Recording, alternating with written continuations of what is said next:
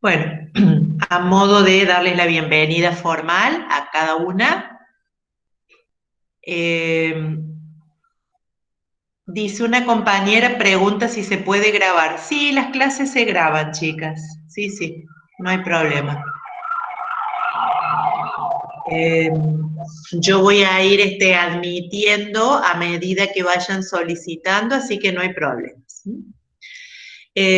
Bueno, darles la bienvenida nuevamente en este año que decíamos recién hace un ratito como tan particular para todas y para todos.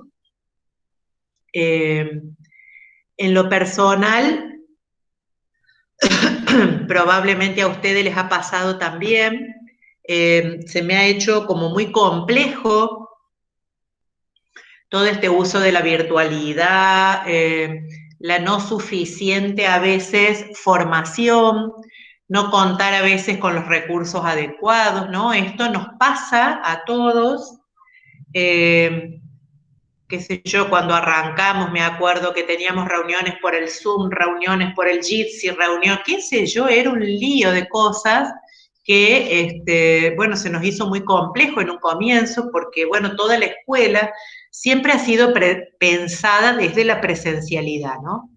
Siendo que en otros países y demás había ya como más desarrollos en esto de la virtualidad, pero en Argentina ha costado mucho y en lo que yo creo que más ha costado y sigue costando, no solo es el uso de la tecnología, ¿no es cierto? Que no todos sabemos, que nos falta aprender, sino en la accesibilidad a la tecnología. ¿Qué estoy diciendo con esto?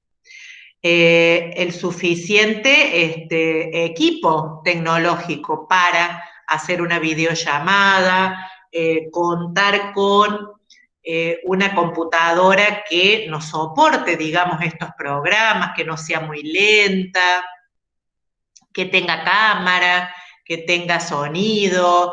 Si no tenemos que hacer todo con un celular, los celulares son los que mejores soportan, les digo, todos estos programas, pero bueno, tienen que tener suficiente capacidad. Entonces, también es el acceso a la tecnología y junto con el acceso a la tecnología está también el uso de Internet, que el uso de Internet también tiene su costo. Se ha visto, me parece, también como desbordado. ¿Qué nos pasaba a nosotros al comienzo, por ejemplo, con las aulas virtuales en la universidad? Nosotros siempre hemos usado las aulas virtuales, no solo en el año 2020, pero la hemos tenido a las aulas virtuales como complementarias, como acompañando a la presencialidad. Entonces, por ejemplo, los estudiantes enviaban alguna actividad, hacían una consulta a los profes, les dejábamos allí la bibliografía, por ejemplo, eh, les dejábamos algún material utilizado en clase, pero no usábamos este espacio como única forma, única alternativa para dar clases. Entonces, al comienzo, cuando uno intentaba ingresar a las aulas virtuales, se hacían muy lentas, no se podía entrar, bueno, era como muy complejo. Después eso se fue mejorando un poco y lo que la universidad ha hecho es darnos la posibilidad de que cada uno de los profesores tengamos una cuenta de correo de la universidad. Entonces, yo para poder usar el Meet en este momento y grabarles a ustedes, tengo que hacerlo desde esa cuenta de correo, no lo puedo hacer desde mi Gmail común. Porque no todos los Gmail te permiten grabar, por ejemplo, ¿no?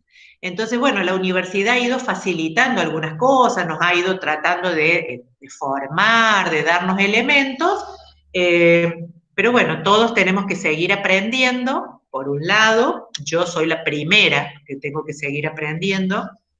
Para ustedes es más fácil, es que son más jóvenes, el conocer la tecnología. No así a veces el acceso a la tecnología por falta de elementos adecuados, ¿no? ¿Cuántas de ustedes se han comunicado conmigo y decirme, no tengo la compu, se me rompió, estoy sin internet, profe, estoy usando un celular para hacer las actividades, o estoy usando la computadora desde mi trabajo, bueno, todo eso que les ha pasado a muchos de ustedes y que no es lo ideal, por supuesto, ¿no? Para poder hacer algo que solamente se puede hacer desde este formato virtual. Yo comentarles algunas cosas en relación ya a las definiciones que tenemos con las profesoras, tanto la profesora Cecilia Ábalos, que es de la Comisión 3 y 4, como la profesora Elizabeth Tovares, que es de la Comisión 2. Vamos a comenzar desde el 9 de septiembre con las clases digamos, llevadas a cabo por las distintas profesoras y que vamos a ir trabajando sobre los distintos tipos de discapacidades. En principio iniciaríamos con ciegos, con baja visión, continuaríamos con sordera y con hipoacusia y finalmente con discapacidad intelectual, y podríamos incluir algo también allí de lo que son los trastornos del desarrollo, si es que me da un poquito el tiempo. No les digo ya, pero es un tema que nosotros vamos a trabajar, la diferencia entre lo que es la discapacidad y un trastorno en el desarrollo, ¿sí? El trastorno en el desarrollo, por ejemplo, son los niños que tienen autismo. No es lo mismo una discapacidad, pero ambos, tanto los trastornos como la discapacidad, se incluyen dentro del campo de la educación especial. Con lo cual, cuando ustedes egresen como profesionales, profesoras universitarias de educación especial, van a estar abocadas a todo el campo de la discapacidad y de los trastornos en el desarrollo también, ¿sí? Volviendo a la evaluación que nosotros tenemos el día 9, lo que nos va a faltar definir, yo no se los puedo decir ahora, pero prometo, apenas tenga, voy a enviar un correo.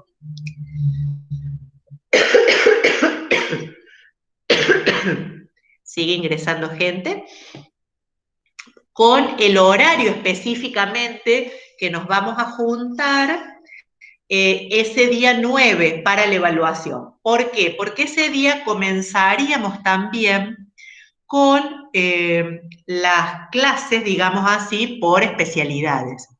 Entonces, en función del horario que tengamos de la clase, primero vamos a tener la evaluación. Así ustedes se desentienden, la evaluación no les va a llevar más de una hora, les exagero.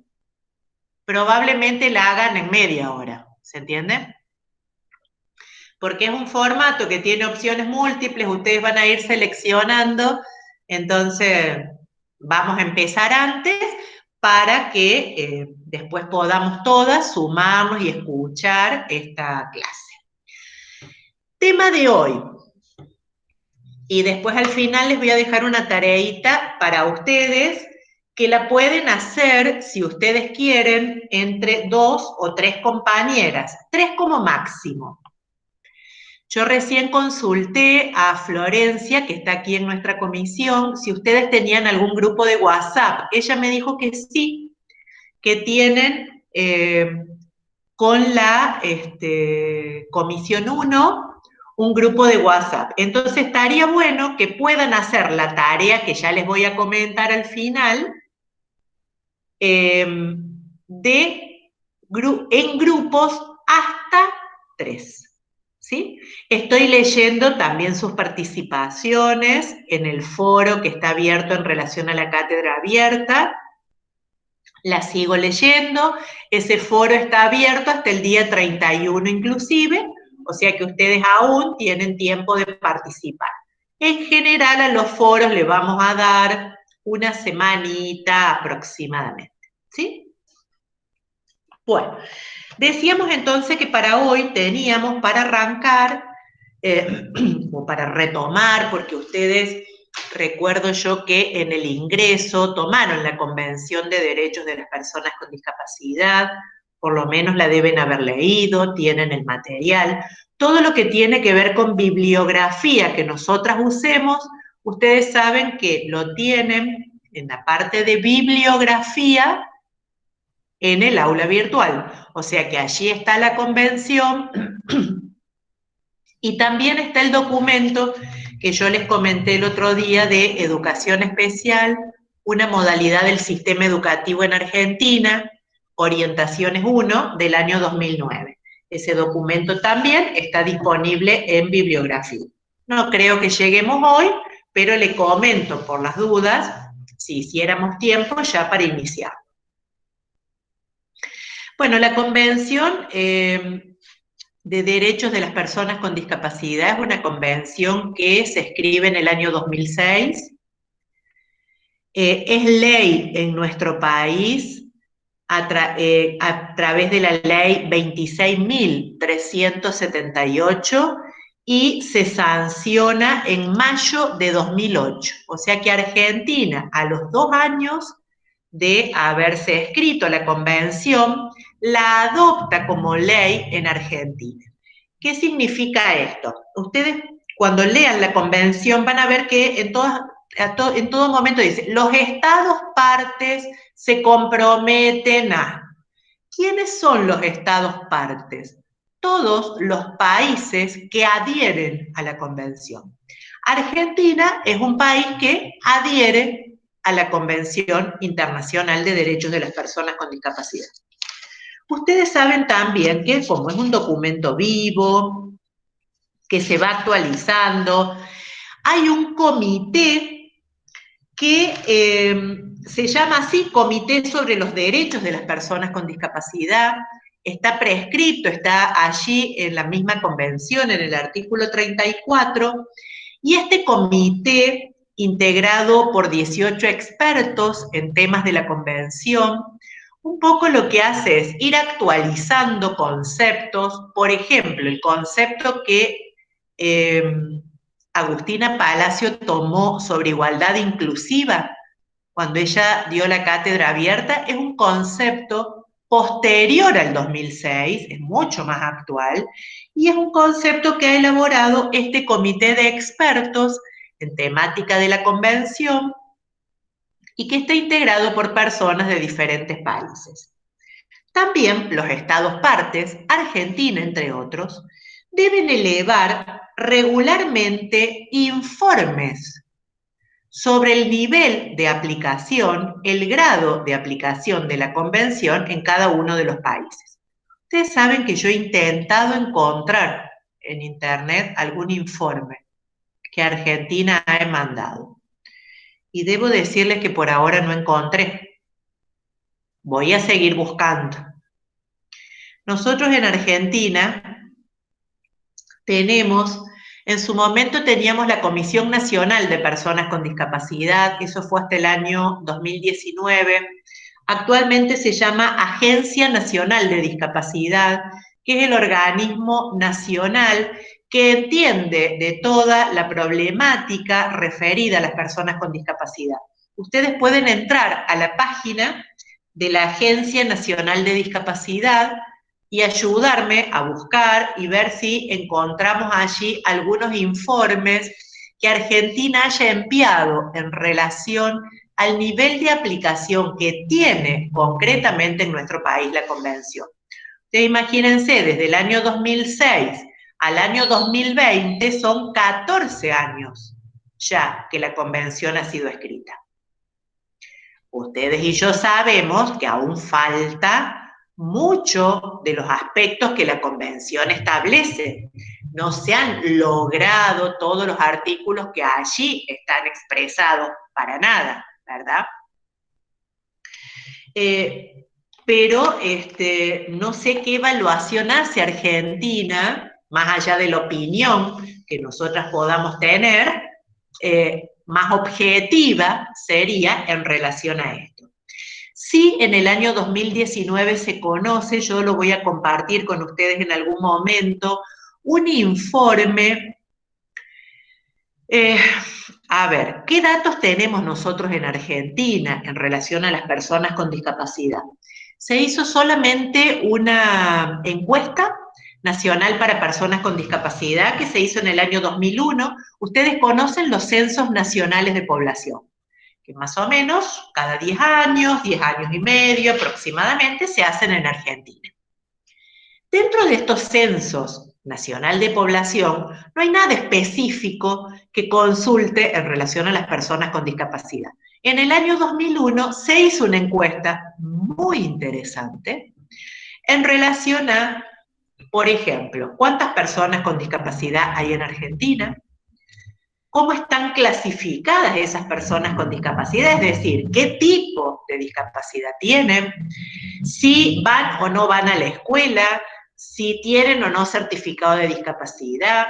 Bueno, entre los datos que aparecen en el 2001, interesantísimos, vuelvo a decirles, vale la pena buscar toda esa información y leerla. Muchas de las personas con discapacidad censadas son jefes de hogar. ¿Qué quiere decir esto? Que son como el principal ingreso a esa familia, por ejemplo. La mayoría de las personas con discapacidad conocen su discapacidad en la edad adulta o ya siendo jóvenes adultos, diríamos así. Es decir, que las principales causas de discapacidad están dentro de lo que es la discapacidad adquirida. Uno tiene la idea, yo hasta que conocí estos datos, uno pensaba que la mayoría de las personas con discapacidad se determinan o se detectan en el momento del nacimiento o en las tempranas edades. No ocurre así en Argentina. La mayor parte de las personas con discapacidad se adquieren por accidentes, por lo tanto allí tenemos un número importante de personas con discapacidades motrices, y la otra causa más significativa son todas aquellas personas que sufren un deterioro propio de la edad o alguna enfermedad que tenga que ver, digamos, con lo neurológico, por ejemplo, ¿no? Entonces, no se dan en el momento del nacimiento, sino que se dan más tardíamente. Sí, profe, ¿Sí? y también sucede, o al menos antes ha sucedido, nosotros, que yo trabajo en una institución para personas con discapacidad intelectual, en el momento del parto, por cuestiones de un retraso de parto, o porque hay obstetras que se le ha caído el bebé en el momento del parto, o el tema del cordón del nacimiento. A ver, el individuo no tenía una discapacidad, pero en esa situación se genera la discapacidad. Bien, sí, sí. Bueno, y en relación a qué otros datos tenemos, en ese momento se decía que en Argentina el 7,1% de la población en el país son personas con discapacidad. Pero la gran mayoría de las personas con discapacidad no tienen certificado único de discapacidad, por ejemplo. El certificado único de discapacidad permite a las personas con discapacidad en nuestro país acceder a las prestaciones de rehabilitación, terapéuticas, educativas que necesita a lo largo de su trayectoria educativa y más adelante también cuando es adulto. Entonces, bueno, uno se pregunta cómo acceden esas personas que no tienen certificado de discapacidad. Algunas preguntas que uno se va dando en base a estos datos y que son útiles a la hora de determinar políticas públicas en relación a las personas con discapacidad y cuánto presupuesto y cuánto dinero, ¿no?, hay que invertir y demás en esto. En el año 2019 se conoce otra encuesta un poco más pequeña que la encuesta nacional, pero que también se ha hecho en relación a las personas con discapacidad. Yo me voy a focalizar en algún momento a contarles un poquito más sobre esa encuesta. Simplemente tomo esto porque es importante conocer datos reales, concretos, en relación a cuántas personas con discapacidad hay en Argentina, cuántas personas acceden o no a los servicios, cuántos van a la escuela, cuántos trabajan, cuántos tienen pensión nacional por discapacidad, etcétera. Aquí una de las compañeras pregunta, ¿qué otros países adhieren a la convención? No sabría decirte si el 100%, pero en su mayoría, para no decirte todos los países, han adherido a la convención, ¿sí? La convención inclusive se ha hecho en muy diversos idiomas, cuando uno se ha traducido, perdón, a todos los idiomas, cuando uno lee toda la convención al final dice, ¿no?, hasta en árabe, qué sé yo, todos los idiomas, porque la idea era que todos los países puedan adherir, digamos, a esta convención, para hacer la ley y por lo tanto que se pueda aplicar en ese país. ¿Se entiende? Porque si no, es aún más una declaración de buenos principios. Si ya con leyes es difícil su implementación, imagínense si no hay una ley que diga que tiene que implementarse, ¿sí? Yo he tomado de la convención, bueno, algunas cosas que me parece importante para trabajar, en realidad todas son importantes, no algunas. Cada una de las palabras que la convención dice, escribe, está expresada, es para leerla una y más veces. El preámbulo es hermoso porque hace toda una consideración de las personas con discapacidad. Yo me he centrado en un artículo específicamente, en un inciso, perdón, aquí no son artículos en el preámbulo, en el inciso E, que dice: reconociendo que la discapacidad es un concepto que evoluciona y que resulta de la interacción entre las personas con deficiencias y las barreras debidas a la actitud y al entorno, que evitan su participación plena y efectiva en la sociedad, en igualdad de condiciones con los demás. Fíjense que este concepto de discapacidad tiene clara vigencia desde el modelo social, en esto de la interacción que se da. No viene siendo diferente a lo que ustedes conocen sobre discapacidad, simplemente reafirmar que en la convención también está. Parte, digamos, de una situación de salud en la persona que al interactuar con las barreras del entorno, fundamentalmente allí enuncia la actitud como una de las barreras principales del entorno, ¿no? Es decir, si uno piensa, todas las barreras son significativas y podemos enumerar que hay de todo tipo, ideológicas, políticas, sociales, económicas, y uno puede pensar en una diversidad de barreras. Pero las más complejas de abordar, las más difíciles son la actitud. Si yo tengo una consideración inadecuada de la persona, si no reconozco a ella como una persona primero, antes que su discapacidad. Si yo solo miro su discapacidad, pero no lo miro como persona, si no considero principalmente que como persona tiene derechos humanos que son inalienables, tiene su propia dignidad como persona, o sea, la igualdad de posibilidades, de oportunidades desde ese lugar, desde el ser persona, ¿no? Esto que decíamos la última clase que nos juntamos con ustedes, es decir, que todas las personas, tengan o no discapacidad, pertenezcan a la diversidad que pertenezcan, todos tenemos igualdad en el acceso a los derechos. Y todos tenemos que acceder a los derechos de la misma manera. Si nosotros partimos de esa base, vamos a entender la convención, ¿sí? Y todo lo que allí está explicado. En el artículo primero enuncia también o habla de quienes están incluidos en el grupo de las personas con discapacidad. Dice, las personas con discapacidad incluyen a aquellas que tengan deficiencias físicas, mentales, intelectuales o sensoriales. Vuelvo a las 4 categorías que enuncia la convención. Deficiencias físicas, mentales, intelectuales o sensoriales. A largo plazo, que al interactuar con diversas barreras puedan impedir su participación plena y efectiva en la sociedad en igualdad de condiciones con las demás. O sea que viene a ser lo mismo que acabo de decir en relación a la situación de salud, solamente que especifica cuáles son. ¿Qué decimos cuando decimos deficiencias físicas? Allí incluiríamos o englobaríamos a todas las personas con discapacidad motriz, ¿sí? Y toda la diversidad que puede haber dentro de ese grupo, ¿no?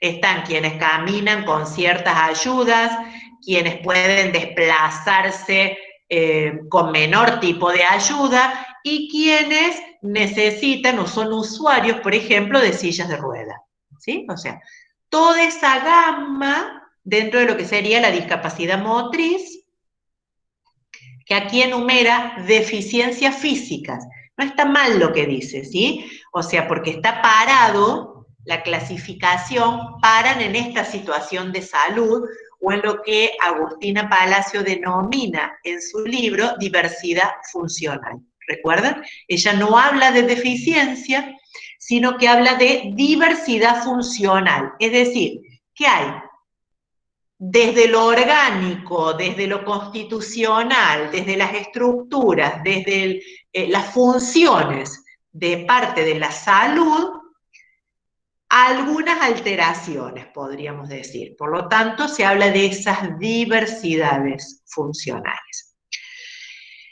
Luego habla de la deficiencia mental y la deficiencia intelectual. ¿Se acuerdan que yo les hice estas diferencias a ustedes, me parece que la semana pasada?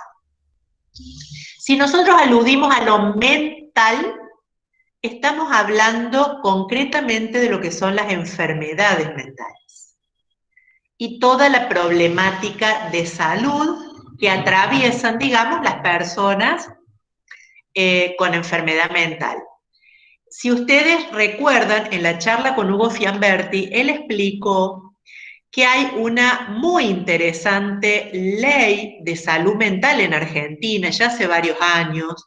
Sin embargo, esa ley de salud mental, que por ejemplo, una de las cosas que están expresas allí, es que no podría haber personas enfermas mentales institucionalizadas, que no podrían estar en grandes instituciones ni en medianas instituciones, que solamente esas internaciones pueden ser por un periodo breve de tiempo y tienen que ser más que justificadas.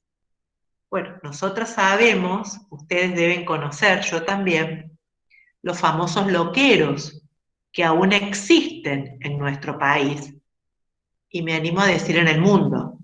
¿Sí? Nosotros tenemos aquí en la provincia de Córdoba una colonia muy grande que está en Oliva, que ha sido noticia no hace mucho por todas las situaciones que han tenido en relación al coronavirus.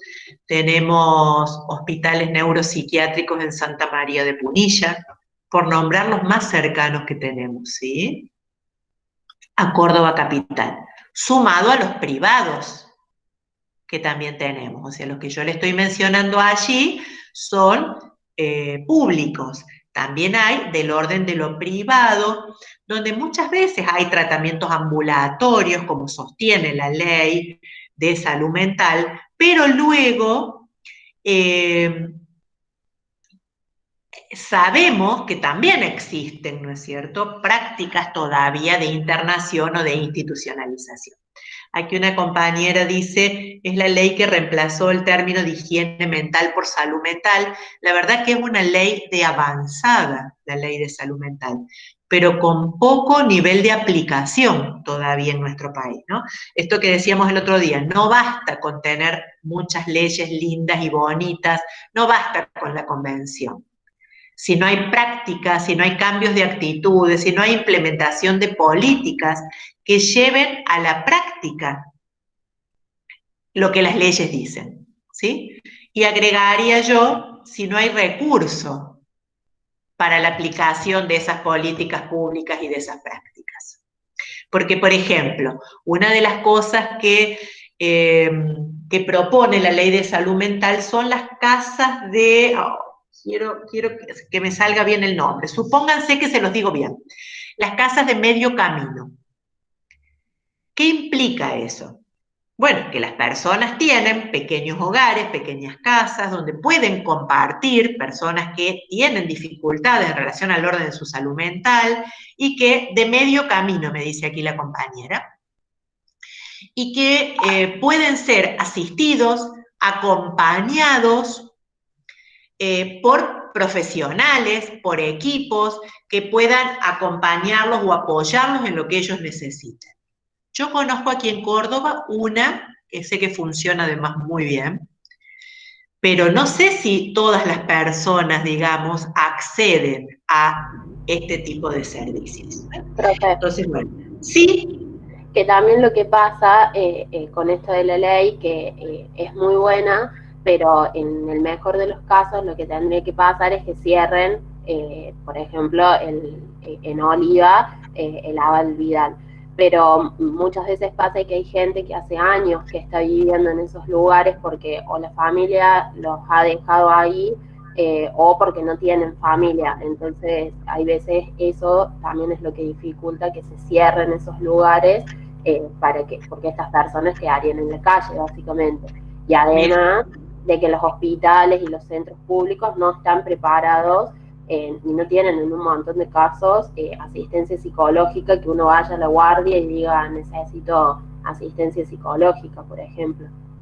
Coincido con vos, Milagro, 100% lo que estás diciendo, pero vos pensás si eso no tendría alguna alternativa de solución. Pensar en lugares más pequeños, con profesionales que están trabajando concretamente en ese hospital, porque ese hospital tiene muchos profesionales que están allí trabajando, y que sean ellos mismos los que hagan los seguimientos de esas personas, pero en pequeñas viviendas, en un barrio común, en un lugar, esto que hablábamos, recuerda en la clase pasada de normalización, mira, desde ese lugar lo que plantea.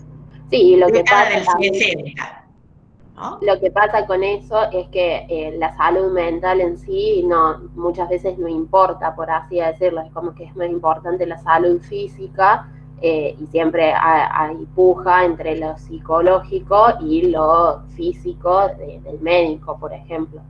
Sí, sí.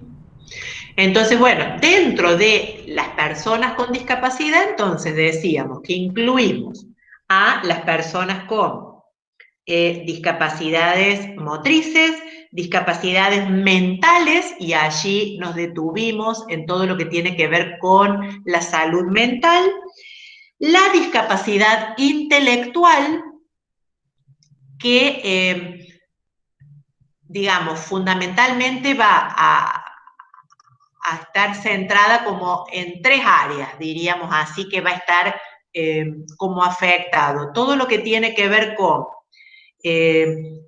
su inserción a la comunidad, sus actividades adaptadas en la comunidad, además de su dificultad específica en los aprendizajes, que lo vamos a poder observar, ¿no es cierto?, en la escuela y en el aprender cotidiano.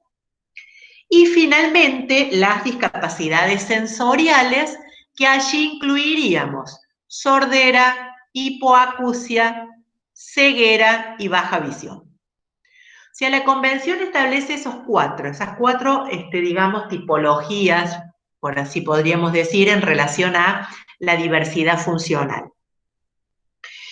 Pueden darse también, no lo dice aquí, ¿no es cierto?, pero nosotros sabemos que a veces pueden darse combinación de estas diversidades también. Y nosotros, por ejemplo, podemos encontrar una persona sordociega, por ejemplo, ¿sí? O encontrar a una persona con una discapacidad motriz y una discapacidad intelectual asociada. O una persona con una discapacidad intelectual y una discapacidad mental asociada.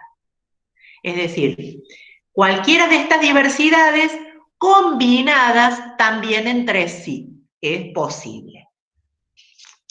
Pero en todos los casos, esta diversidad funcional, digamos, de base o de origen, o las diversidades funcionales presentes, siempre van a interactuar con barreras que le puede proporcionar el medio, digamos, y que esto en qué va a dificultarles la participación plena y efectiva en la sociedad como cualquier otra persona, ¿sí?, que no tiene discapacidad.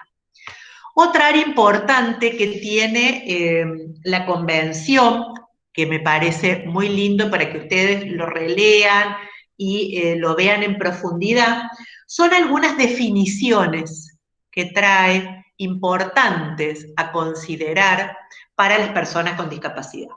Primero toma lo que es la comunicación. La comunicación es un aspecto central en la discapacidad. Central. Y nunca sabremos suficiente en relación a comunicación. Porque ¿qué se incluye allí? Visualización de textos, textos en braille, comunicación táctil, todos los usos de dispositivos multimedia, el lenguaje escrito, por supuesto, el lenguaje oral, los sistemas auditivos, los medios y los formatos alternativos y aumentativos de comunicación. Ustedes van a estudiar mucho esto a lo largo de la carrera, cuando no hay lengua oral. Cuando el otro comprende pero no puede producir lengua oral.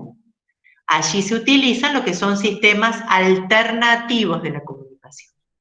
Y aún en aquellas personas que pueden usar la lengua oral, es decir, pueden comunicarse usando la lengua oral, lo hacen como muy rudimentariamente o no tienen un lenguaje fluido. Entonces se utilizan también lo que se denominan los sistemas aumentativos de comunicación. ¿Sí? Pueden ser alternativos cuando no hay comunicación oral, o pueden ser aumentativos cuando la comunicación oral es deficitaria y es necesario enriquecerla.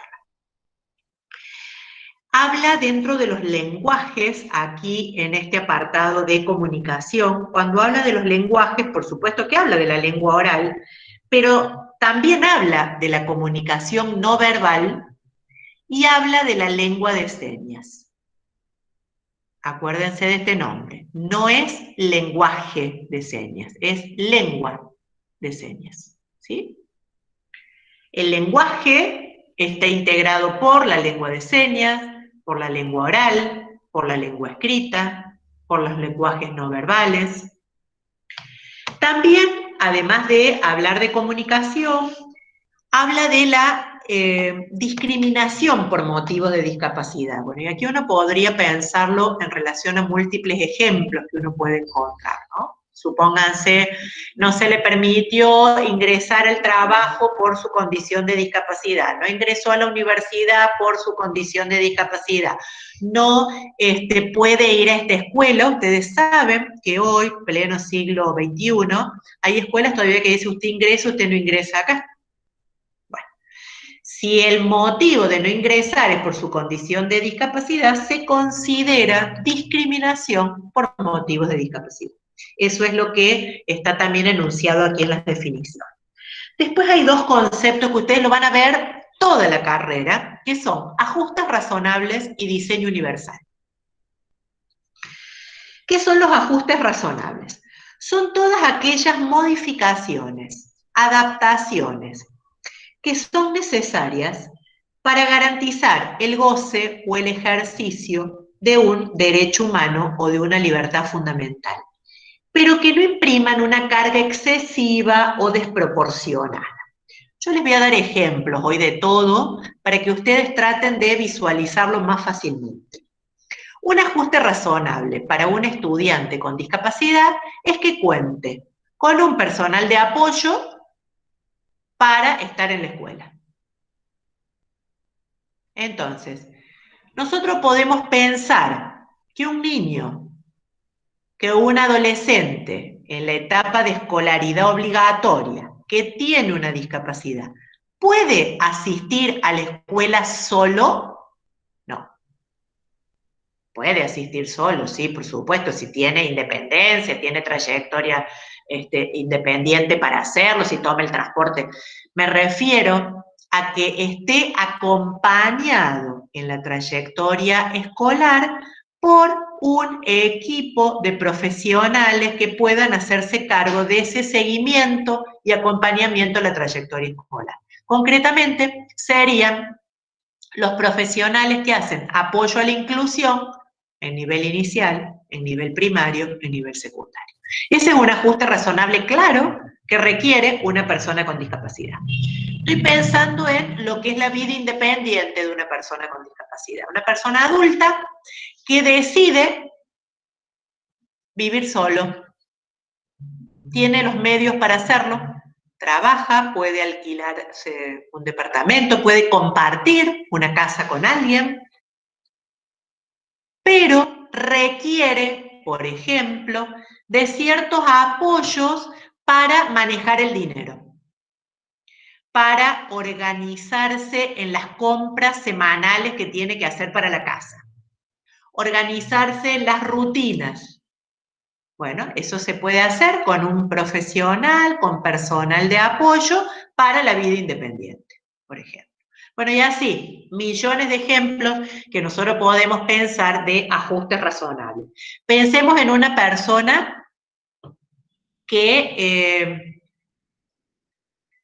tiene, por ejemplo, una disminución visual.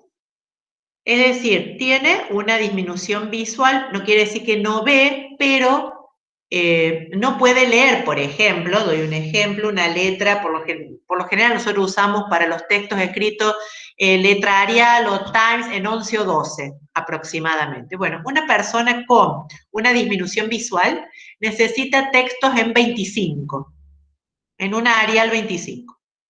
Ese es un ajuste razonable, o sea, su la letra de su apunte, por ejemplo, alguien que está cursando en la escuela secundaria, tiene que ser de un tamaño mayor. ¿Se entiende? Esos serían ajustes razonables. ¿Qué es el diseño universal?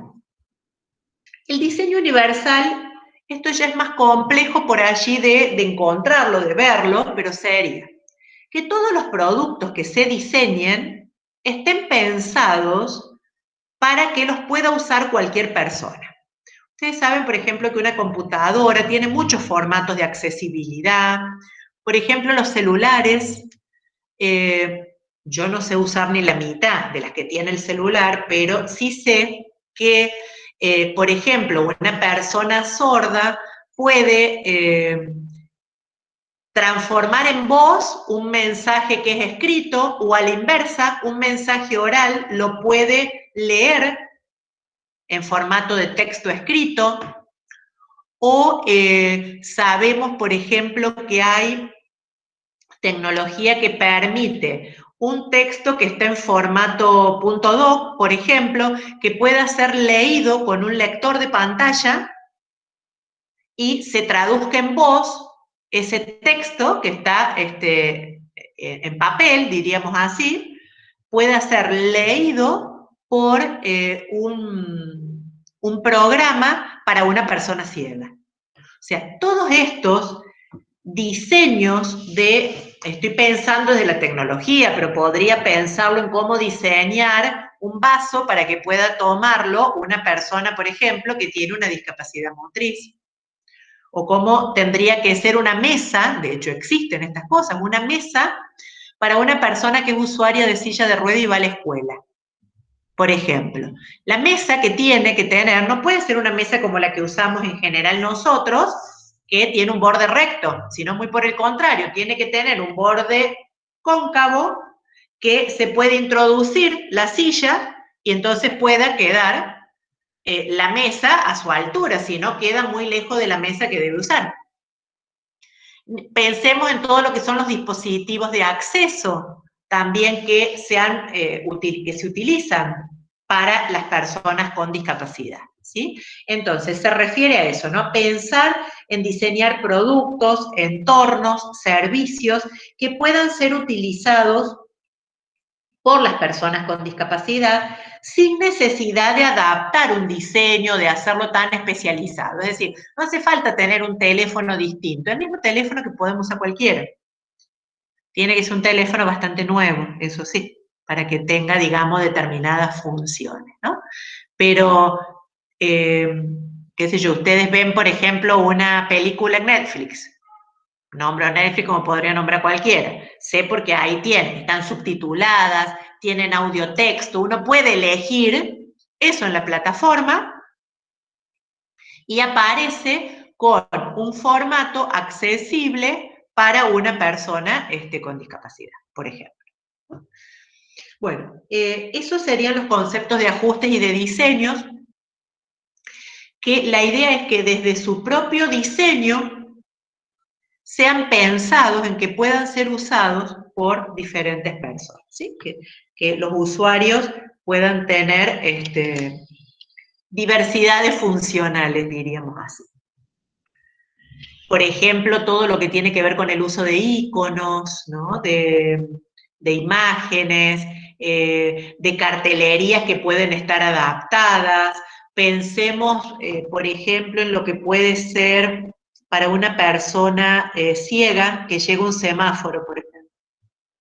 Ustedes saben que hay semáforos con señales acústicas. En Córdoba hay poquísimos, están solo en el centro, que empiezan a hacer un sonido diferente cuando la persona puede cruzar.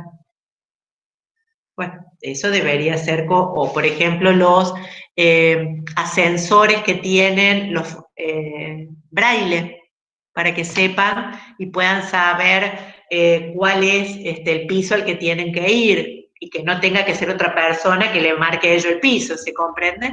Si uno puede pensar en hacer esta sociedad para todos, más accesible, más humanitaria para cada una de las personas.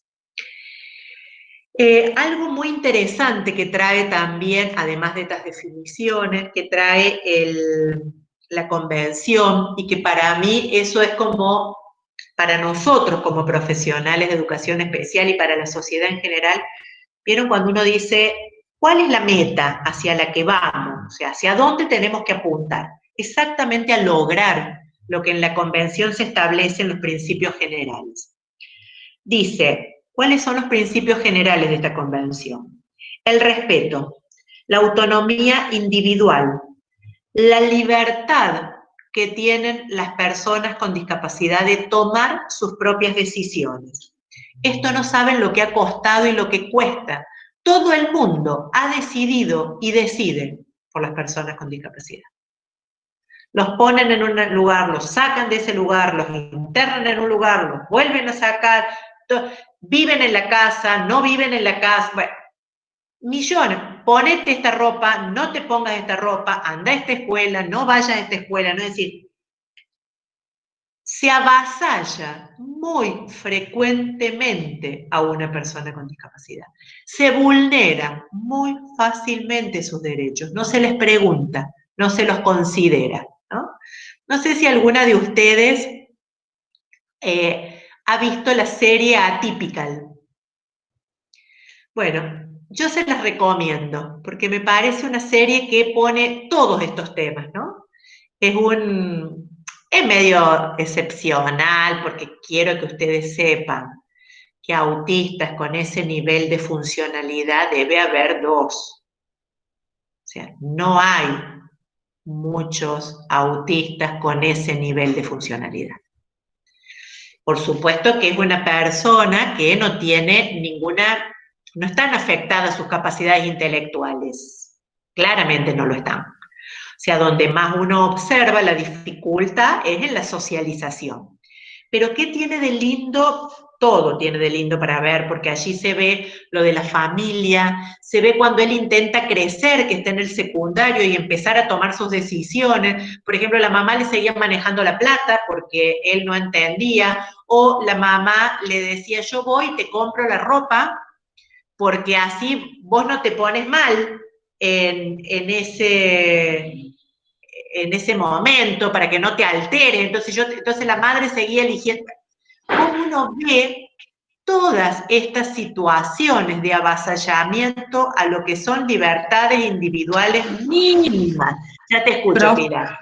Profe, también es interesante en esa serie el rol también que juegan a veces, a mí me gustó mucho, yo vi un poco nomás, pero el rol de la hermana, por ejemplo, que se hace hasta en ciertas ocasiones como cargo de algunas situaciones de su hermano, que es muy interesante como el sistema familiar, cómo funciona ante un integrante con alguna discapacidad. Todo lo que ahí se ve pasa, peor también, digamos, ¿no? Es decir, como que está a mi criterio muy bien planteado, tiene esa observación para que ustedes no piensen que todos los adultos o casi adultos autistas van a lograr ese nivel de funcionalidad, ¿no?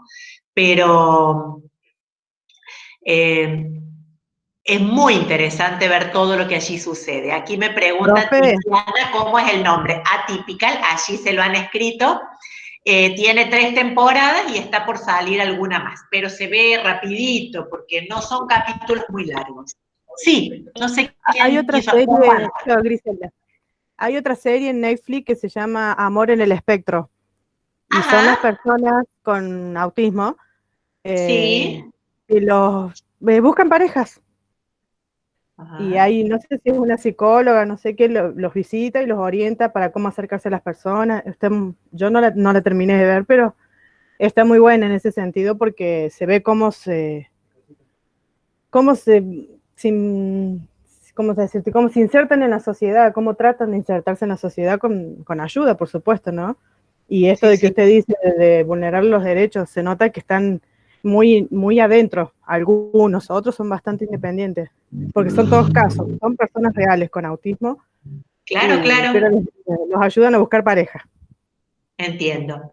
Entonces, decíamos los principios generales de respeto, autonomía individual, libertad para tomar sus propias decisiones, la no discriminación, que ya lo hemos mencionado también, la participación y la inclusión plena. Yo voy a subrayar esto de inclusión plena para que ustedes lo registren, especialmente cuando nosotros trabajemos el artículo 24.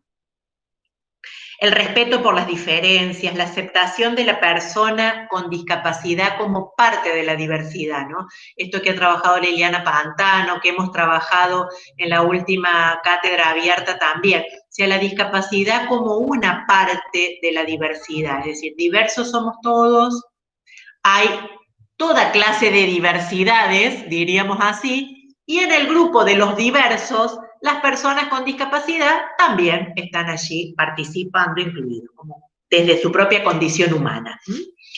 Igualdad de oportunidades, accesibilidad, igualdad entre el hombre y la mujer. Ustedes van a ver que trabaja bastante, ¿no? Lo de los derechos en las mujeres, en los niños y en las niñas, porque nosotros sabemos que mundialmente, sí, los derechos de las mujeres son vulnerados, de las mujeres con discapacidad son aún más vulnerados, o sea, digamos, ¿no? Es decir, en general, los derechos de las personas con discapacidad son altamente vulnerados por todos nosotros, desde la sociedad. Profe, desde ese lugar. a nivel institucional, en una época a mí me llamó mucho la atención, cerca del 2000, por ahí, o antes también, donde institucionalmente, o sea, las personas con discapacidad institucionalizadas eran de sexo masculino, porque nosotros hacíamos entrevistas, capaz en familias que tenían una hija mujer o una hermana y siempre tenían miedo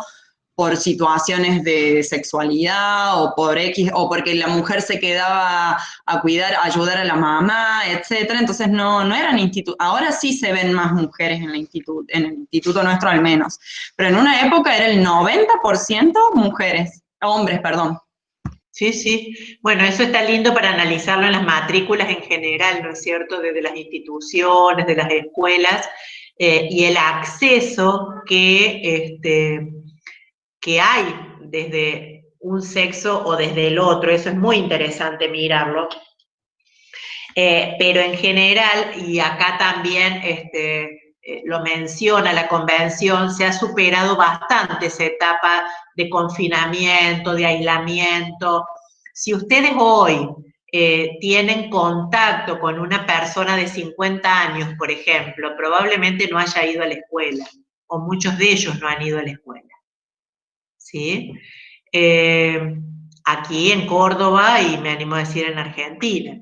Entonces, no había muchas instituciones, no había muchas opciones, y aparte, ¿para qué iban a ir si total no aprendían nada? Bueno, y esta cosa de que total no aprovechaban ni aprendían nada, imagínense qué bonito en relación al derecho a educarse, ¿no es cierto? Que tenemos todo, es como que se consideraba que no hacía falta, que no era oportuno, que total no aprendían, y les digo que aún hoy a veces hay que luchar contra esas cosas, ¿no?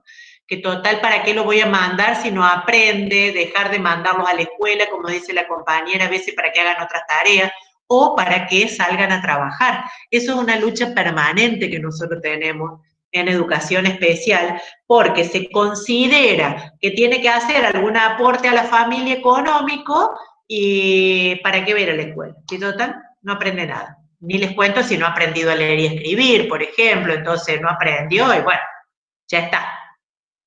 Y a veces no aprendió y tiene 13 años, 14. Yo digo, ¿cómo puede saber usted que no va a aprender más? Si yo que tengo mucho más que esos años, sigo aprendiendo todos los días, ¿no? Entonces, bueno, esta consideración del otro, ¿no? Que es lo que estamos hablando. Luego comienza, después de todos estos principios generales, que vuelvo a decirles como que hay que apuñarlos así, ponerlos aquí en la frente, porque esa es nuestra meta, nuestras metas que tenemos que apuntar a través de nuestro trabajo en educación y de la sociedad toda.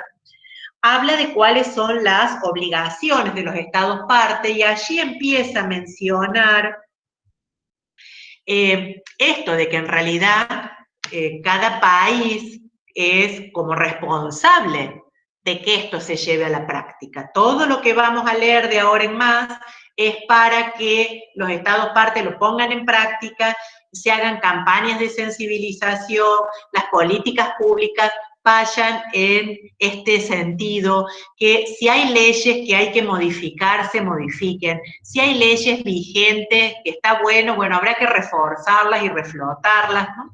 O sea, en definitiva, quienes son los responsables de los logros de lo que está escrito en esta convención es principalmente el Estado, y cuando hablamos de Estado, de todos nosotros, ¿no? Que formamos parte del Estado.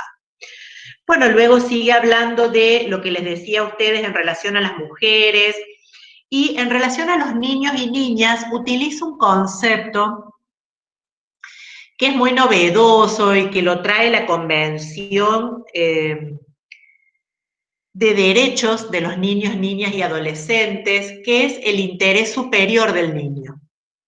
Ese concepto de interés superior del niño dice que tiene que primar ante cualquier otro. Es decir, cuando uno toma una decisión en relación a un niño, hay que pensar si esa decisión es buena para ese niño.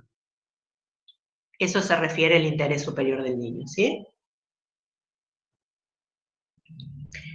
Que puedan expresar su opinión sobre cuestiones que le atañen a ellos mismos, considerando, por supuesto, su grado de madurez y su edad. No quiere decir que lo que el niño pida se va a llevar a la práctica, pero el niño tiene derecho a expresarse en relación a cuál es su deseo, ¿sí?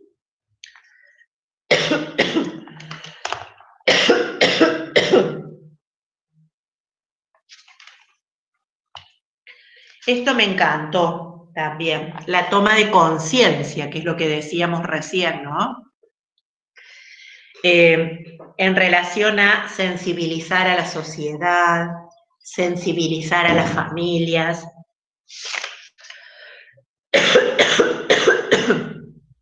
Disculpen.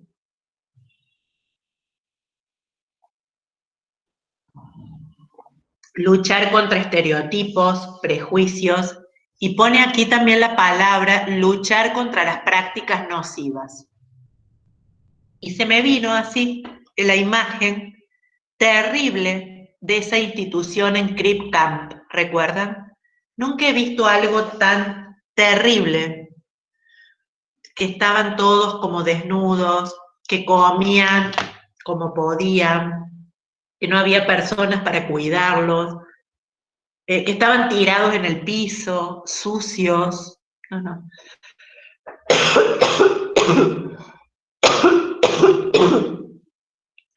Hablando de avasallar derechos y de, bueno, todo lo que ya hemos estado hablando.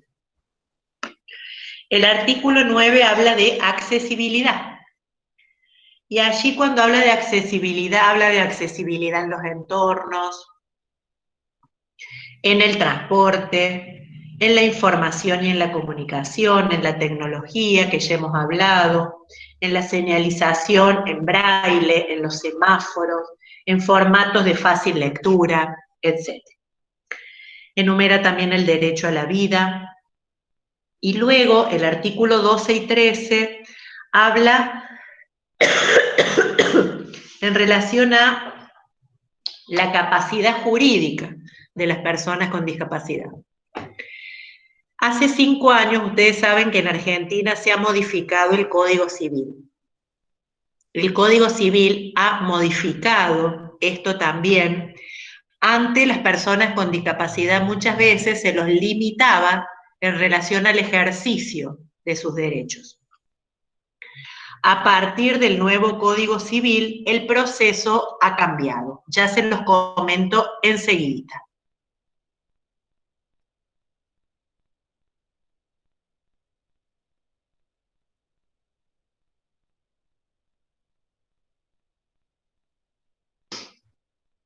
Voy a intentar seguir hablando sin tos, si es posible. Antes las personas, digamos, se les asignaba un curador a partir de los 18 años, y ese curador limitaba toda la posibilidad de ejercicio de sus derechos. Lo que trae la Convención es este cambio en la mirada y que las personas pueden ejercer sus derechos, pero van a necesitar de ciertos acompañamientos y de ciertos apoyos. Lo que el juez debe hacer es determinar, junto con la persona con discapacidad y sus familias, qué apoyos necesita y quiénes van a ser apoyos cuando los padres de él ya no estén. Pero eso no significa que lo tiene que limitar en todo y cada uno de sus derechos. Yo, si puedo, en algún momento les voy a compartir un video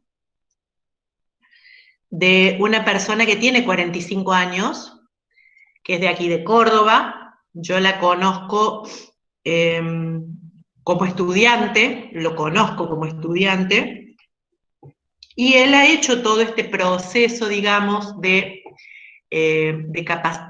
limitación de la capacidad jurídica, y él me ha contado un poco cómo ha sido este proceso, cómo han sido las charlas que él ha tenido con el juez, y qué le pidió él, qué es lo que él le expresó, lo que él le gusta hacer, y también le expresó qué cosas él no puede hacer solo. Y es ahí donde hay que poner apoyos. Además, lo que también dice la Convención, que esta situación se debe revisar cada tanto. Cada 3, 4 años hay que volver al juez y revisar la situación de esa persona, si está igual, si se ha modificado, si necesita más apoyos que antes, etc. Bueno, también habla el artículo 15, 16 de protección contra la tortura, los tratos degradantes, la violencia, el abuso, la explotación, la integridad personal. La posibilidad también determina de libertades de desplazamiento en el país, de tener una nacionalidad, de poder salir de su país, ingresar, tener derecho a un nombre, tener derecho a conocer a sus padres y a ser atendidos por ellos, de ser posible. Esto no se ha dado tanto en Argentina, pero sí en otros países, que una vez que nacía una persona con discapacidad, directamente se lo retiraba, se lo institucionalizaba y lo criaban otros se hacían cargo, no la familia. Entonces, bueno, siempre que sea posible, dice, tiene que estar atendido por sus propios padres, tener una nacionalidad, tener un documento, ser inscripto en el registro civil de las personas. Miren qué bonito lo que dice el artículo 19, el derecho a vivir de forma independiente y a ser incluido en la comunidad. Elegir su lugar de residencia, elegir con quién vivir, dónde vivir, con quién vivir. Y para esto se proponen servicios de asistencia domiciliaria, otros servicios de apoyo, que es lo que un poquito hemos comentado recién, en relación a la ley, por ejemplo, de salud mental, que ustedes trajeron también algunos ejemplos de estas casas de medio camino, elegir con quién vivir y tener los apoyos necesarios para poder vivir en la comunidad. O sea, no todos tienen por qué vivir con sus familias toda la vida, no tiene que ser la única alternativa. Llega un punto en que, bueno, es bueno para los propios padres, es bueno para las personas con discapacidad, probablemente vivir en otro lugar, elegir vivir en otro lugar, con otras personas. Habla también de la movilidad personal, el artículo 20, el 21 de la libertad de expresión, el respeto a la privacidad, eso me encantó, me parece fantástico todo lo que allí está escrito, porque imagínense en estas instituciones, ¿no? Que uno imagina así como en una misma habitación todos juntos, separados hombres y mujeres, ningún vínculo, sexos entre sí, digamos, poco, escaso o nulo contacto, poder tener su intimidad. Y sigue el artículo 23, respeto del hogar y de la familia, considerar el matrimonio de las personas con discapacidades, que puedan elegir el número de hijos que desean tener, que puedan planificar los hijos que van a tener y que tengan educación en este sentido. Bueno, digamos, todo va como en el mismo sentido, ¿no es cierto? Que los hijos no sean separados de sus padres porque sus padres tienen discapacidad.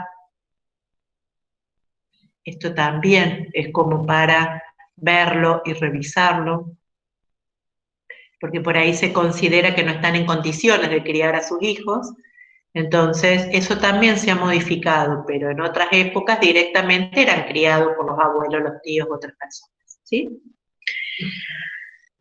Y ahora sí vamos a ir como despacito en lo que es el artículo 24, y ahora les digo la tarea, antes de que yo termine de desarrollar el artículo 24. Desde el artículo 25, 26, 27, 28, 29, 30, 25, 26, 27, 28, 29 y 30.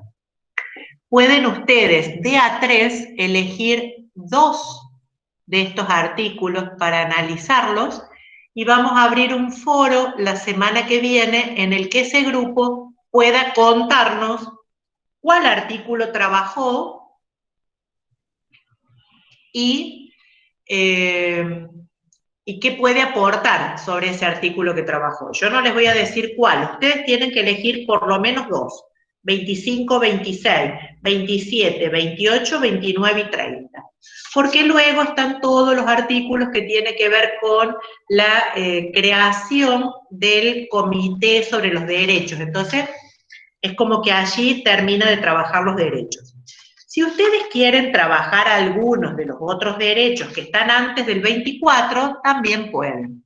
O sea, ¿cuál es la idea? Que ustedes hagan una lectura nuevamente de la convención. Hay que tomarse su tiempo para leerla y hay que disfrutar. Es un texto disfrutable. Palabra por palabra de lo que allí dice es importante, ¿sí? Yo voy a estar cerrando entonces con el artículo 24, lo voy a trabajar ahora todo, y con esto cerraríamos, pero me va a llevar un ratito, porque bueno, necesitamos explicar un poco palabra por palabra que el artículo 24 dice, y por qué nos interesa tanto. A mí me interesan todos los artículos en realidad, pero especialmente este, porque habla de educación.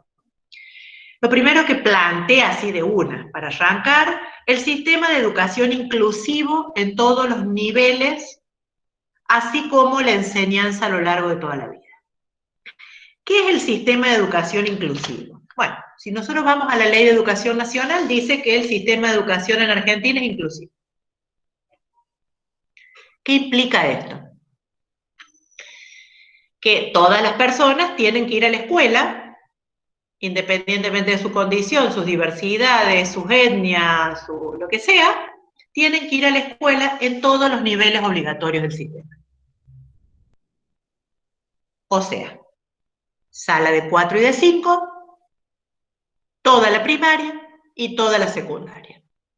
Es decir, por lo menos las personas con discapacidad deben asistir a todos los niveles obligatorios del sistema y agrega a la enseñanza a lo largo de la vida. Es decir,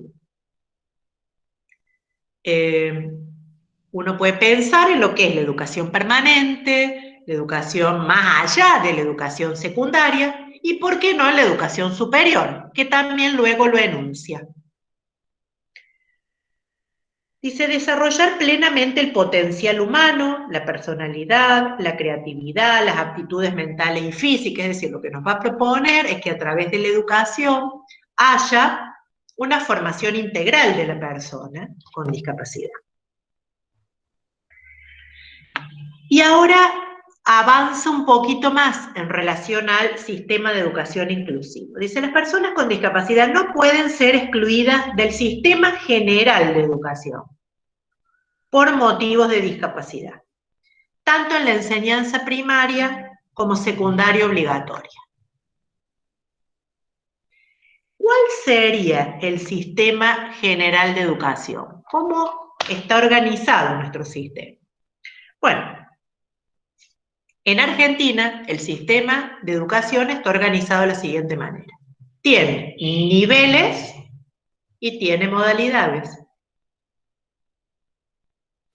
Los niveles son inicial, primario, secundario, superior. De todos esos niveles, el único que no es obligatorio es el nivel superior. Los demás son obligatorios. Y luego están las 8 modalidades. ¿Sí? La educación rural, la educación especial, artística, de jóvenes y adultos, intercultural bilingüe, en contextos de privación de la libertad, domiciliaria y hospitalaria. Todo ese es el sistema educativo en Argentina. El sistema educativo en Argentina se organiza por niveles y modalidades. Las modalidades en general atraviesan los niveles. ¿Qué quiero decir con esto? Nosotros, si pensamos en la modalidad de adultos, tenemos modalidad de adultos nivel primario y modalidad de adultos nivel secundario. O sea que la modalidad de adultos atraviesa los niveles en el primario y en el secundario. ¿Qué hace la modalidad especial? Atraviesa los niveles en los 3 niveles obligatorios: inicial, primario, secundario. ¿Vamos hasta allí? El vínculo que hay entre lo que es los niveles y las modalidades. Entonces, dice aquí que las personas con discapacidad no deberían ser excluidas del sistema general de educación por motivos de discapacidad. O sea, que tienen que asistir a la educación obligatoria. Yo voy a hacer un paréntesis acá. Y no quiero herir ninguna susceptibilidad. Un paréntesis.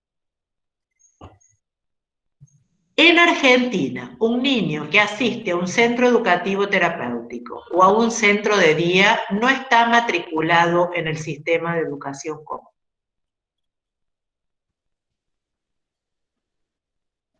Vuelvo al ejemplo si ustedes quieren. Un niño que no va a la escuela especial, que no va a la escuela de nivel, no asiste al sistema educativo en Argentina. No figura inscripto en el sistema de gestión de estudiantes del país. ¿Estamos hasta ahí? Bien.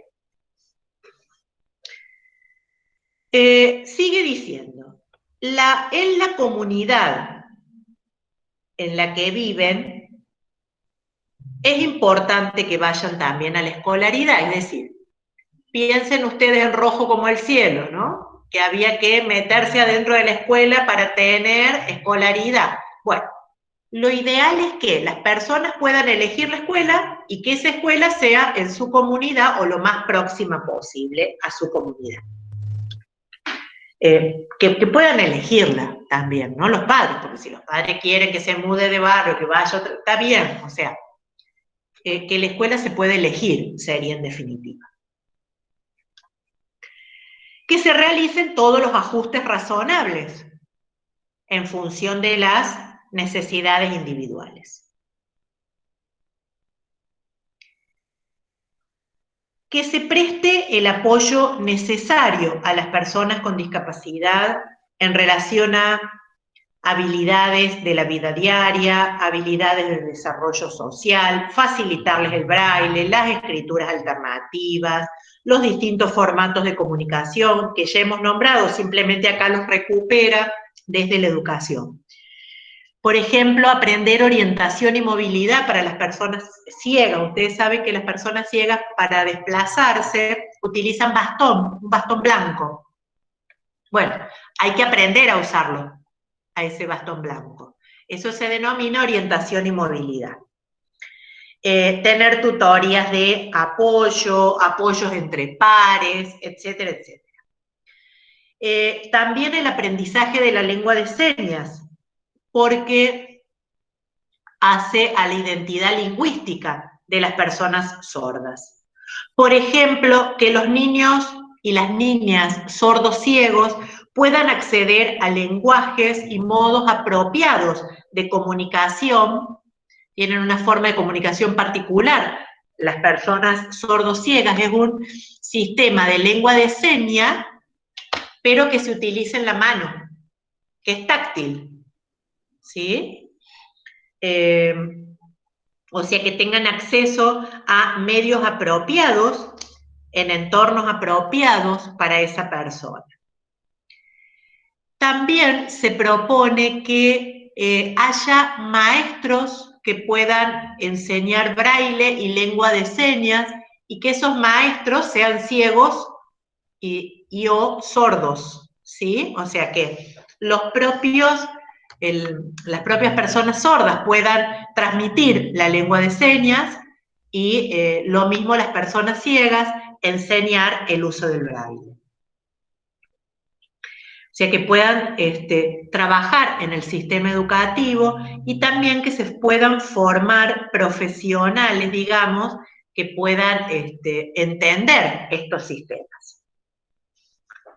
El uso de técnicas y de materiales educativos apropiados, adecuados, este ejemplo que poníamos recién, ¿no? De un macrotipo en la letra más grande para una persona con una disminución visual, es decir, que puedan acceder al material que ellos necesitan por su condición de discapacidad. Acceder a la educación superior, a la formación profesional, a la educación para adultos, al aprendizaje a lo largo de toda la vida, como cualquier otra persona. Bueno, en la educación superior hace algunos años se ve como un poco más de apertura, sigue siendo complejo, hay equipos que hacen como apoyos a la inclusión de las personas en la educación superior. Lo importante que ustedes tienen que saber es que nosotros podemos pensar en adecuaciones de todo tipo para una persona con discapacidad en los niveles obligatorios del sistema. Pero en nivel superior, las únicas adecuaciones posibles son de acceso. Es decir, deben cursar los mismos planes, los mismos programas, las mismas asignaturas, los mismos espacios curriculares, bajo la misma, bajo el mismo régimen académico que una persona sin discapacidad. ¿Por qué? Para que puedan obtener la titulación cuando egresen de la educación superior, ¿sí? Bien, entonces, nuestro sistema de educación en Argentina es inclusivo, sí, así lo dice la Ley de Educación Nacional. Ahora, nosotros podemos pensar en un sistema hoy que tiene inclusión plena, yo diría que no. ¿sí? Porque si nosotros pensáramos en la inclusión plena se da en muy pocos países en el mundo. Esto es importante que ustedes lo sepan. No tendría que haber ninguna escuela, por ejemplo, de educación especial, y sin embargo las hay.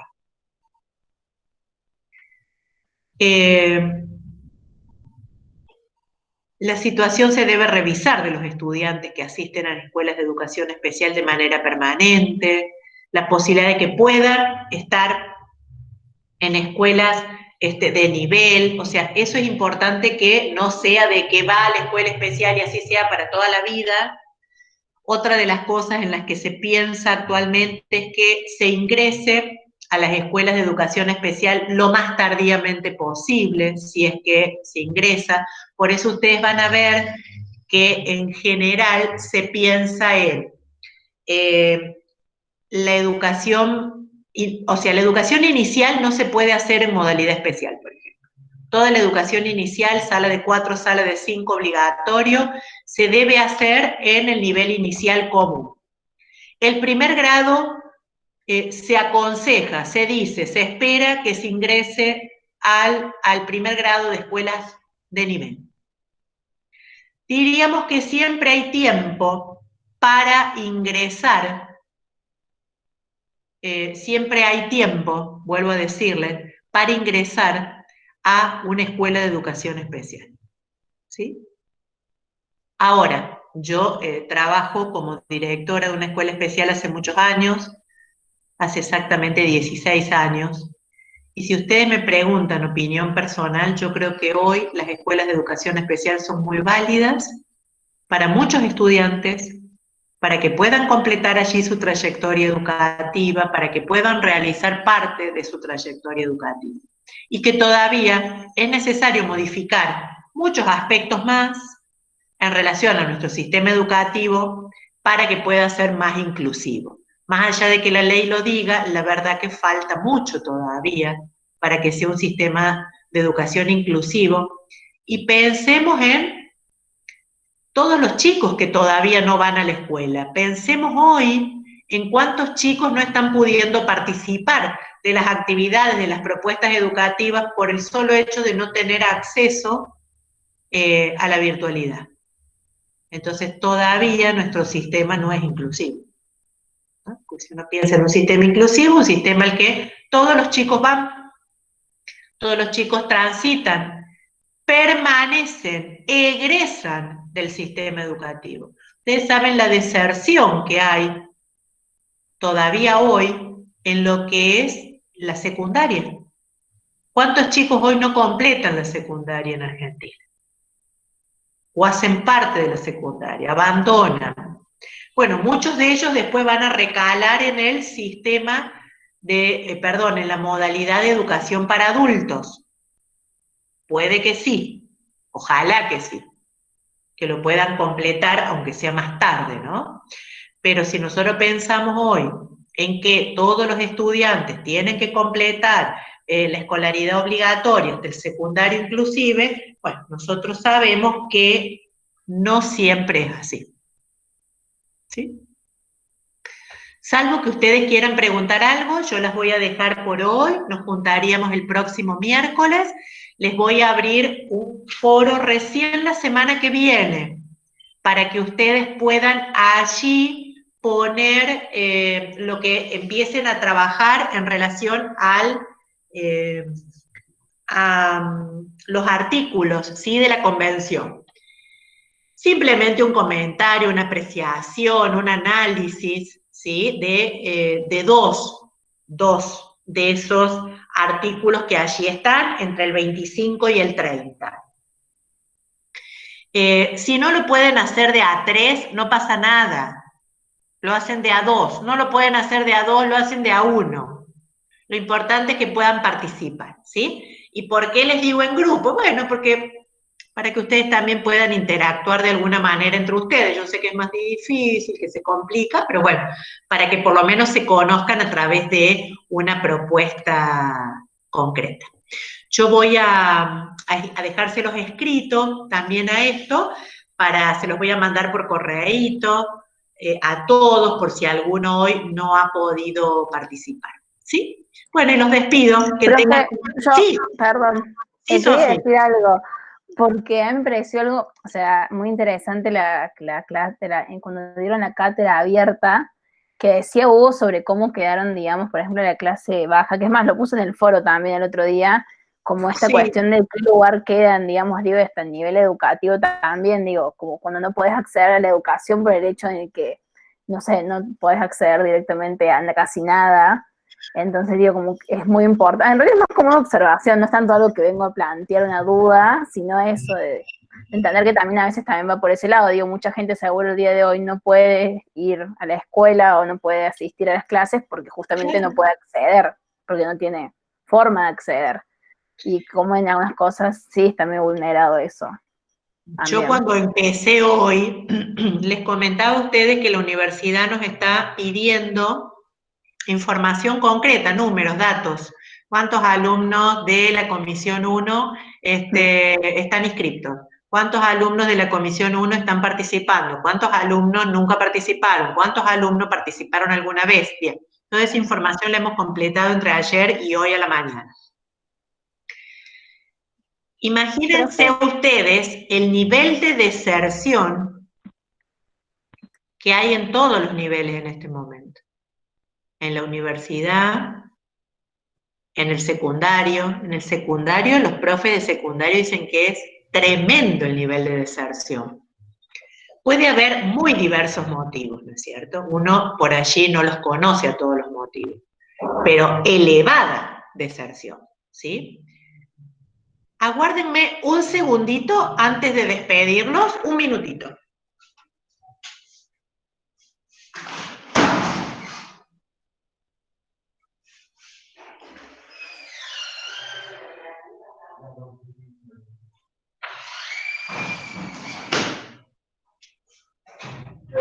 Disculpen, estoy de vuelta. Así que sí, realmente, para que nosotros pensemos en un sistema educativo inclusivo, nos falta un rato. Importante. Importante. Bueno, chicas y chicos, un gustazo. Nos encontramos el próximo miércoles en este mismo horario y vamos a trabajar el documento Orientaciones 1 y de paso nos vamos a ir leyendo, ¿sí? Les recomiendo la lectura entonces de la convención. Sí, no sé quién quiere consultar.